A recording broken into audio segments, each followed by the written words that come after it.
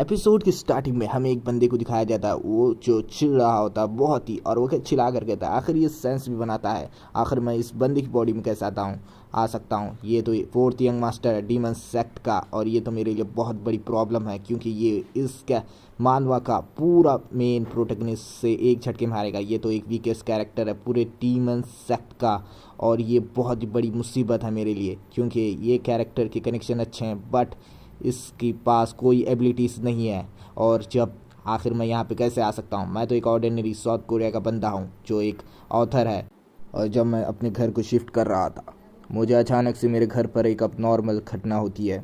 मेरा लैपटॉप अचानक से वहाँ पे गिर जाता है, जिसे देखकर मैं बहुत हैरान हो जाता हूँ। जैसे मैं वहाँ पे जाकर बैठ जाता हूँ ना, मुझे वहाँ पे कुछ अजीब सी चीज़ें दिखने लगती हैं। यानी कि मेरी 10 साल पुरानी एक फ़ाइल ओपन हो जाती है, लैपटॉप अचानक ओपन हो जाता है, और उसे देखकर मैं मुस्कुराता हूँ, क्योंकि वो मैंने बहुत पहले लिखा था जब मैं कॉलेज में था। और वो वहाँ पे एक स्क्रीन विंडो पर कुछ अजीब सा अपने हीरो को दिखाया जाता है, जिसे देखकर अपना हीरो हैरान होता है। उसमें बहुत अजीब सी बातें लिखे वाले रहते हैं, जिसे अपना हीरो समझ नहीं पाता है। अचानक उसे समझने से पहले भी अपना हीरो को वहाँ पे उस नॉवल में खींच लिया जाता है, जिसे देखकर अपना हीरो बहुत हैरान हो रहा होता है। अब प्रेजेंट का सीन दिखाया जाता है, जहाँ पे अपना हीरो एनी में अपनी शक्ल दिखता है, और वो कहता है ये ज़रा ओबीडियंट बंदा नहीं दिख रहा, ये बदमाश बंदा दिख रहा दिखने से। लेकिन अब मुझे सोचना होगा आखिर मैं यहाँ से कैसे निकल सकता हूँ।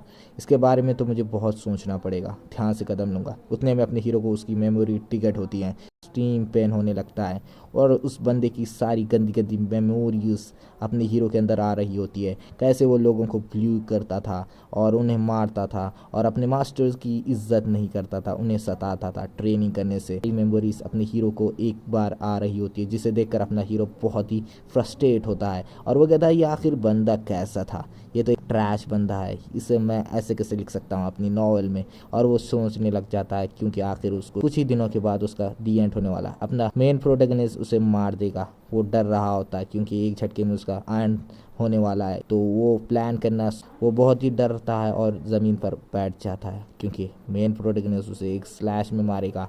ये बातें सोचकर वो बहुत ही डर रहा होता है, और वो बहुत ही काँप रहा भी होता है, और वो अचानक से थोड़ी देर के बाद शांत हो जाता है, और वो कहने लग जाता है मुझे कुछ तो प्लान करना होगा, क्योंकि मैं इस यहाँ का यंग मास्टर हूँ, मेरे पास बहुत सारा सोना है और बहुत सारा पैसा है, तो मैं यहाँ पे मर नहीं सकता हूँ, और ये मेरे लिए बहुत अच्छा है, क्योंकि मैं ही हूँ यहाँ का मेन प्रोटैगनिस्ट। ऐसा बोलकर वो चिल्ला रहा होता है, जहाँ पे लोग उसे देखते हैं, और वो कहते हैं शायद से यंग मास्टर फाइनली उठ चुके हैं, और अपना हीरो अपना और एक बार मुँह वहीं पे ही देख रहा होता है, और वो मुट्ठी बनाता है कि अब मुझे करना होगा यहाँ पे जो भी है, और मैं आप अपनी प्रैक्टिस स्टार्ट करूँगा। और बोलकर वो प्रैक्टिस स्टार्ट करने लग जाता है, और वो अपने आप को मेडिटेट करने के लिए कोशिश करता है और अपनी ऑरा को रिलीज़ करने की कोशिश करता है, जिसे देखकर वो थोड़ी देर हैरान होता है, और उसके बाद वो बहुत ही फोकस के साथ अपने आप को ट्रेन करने लग जाता है। उसके पास उसकी ऑरा पावर आती है, तो एक स्लैश मारने के लिए एक पोस्ट लेता है, और अपने हाथ पर अपनी एनर्जी को इकट्ठा करता है,